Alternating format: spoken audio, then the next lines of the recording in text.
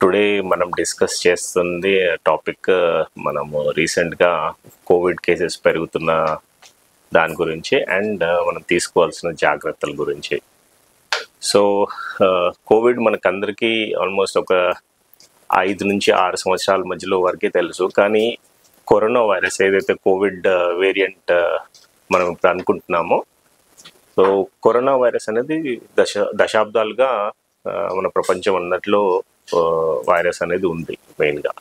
So corona virus అనేది ఒక RNA virus అండి మెయిన్గా.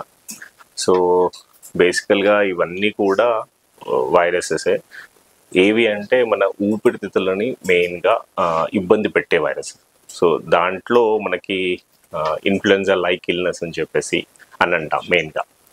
సో దాంట్లో అదర్ వేరియంట్స్ చూసుకుంటే మనము కామన్ ఫ్లూ వైరస్, లేదా మనము కోవిడ్ కంటే ముందు చూసుకుంటున్న స్వైన్ ఫ్లూ వైరస్ కానివ్వండి, లేదా ఈ మధ్యలో వచ్చిన హెచ్ఎంపివి హ్యూమన్ మెటానిమో వైరస్ కానివ్వండి, ఇవన్నీ కూడా వేరియంట్స్ మెయిన్గా.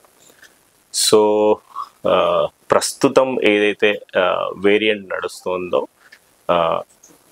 దాంట్లో మనము ఒమిక్రాన్ వేరియంట్ చూస్తున్నాం మెయిన్గా.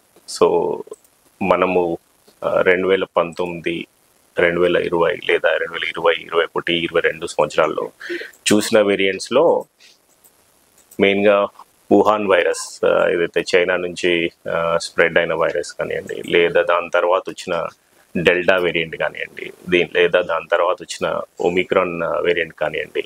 సో ఇవన్నీ కూడా డిసెండెంట్స్ ఆఫ్ కరోనా వైరస్ అండి మెయిన్గా. సో అవన్నీ కూడా ఇనీషియల్గా ప్రాణాంతకమైన వ్యాధుల్ని అనుకున్నాము. కానీ ప్రాపర్ ప్రికాషనరీ మెజర్స్ అవన్నీ తీసుకొని ఉంటే మాత్రం ఇంత డివాస్టేషన్ ప్రాణాలు కోల్పోయే వాళ్ళం కాదు మనం.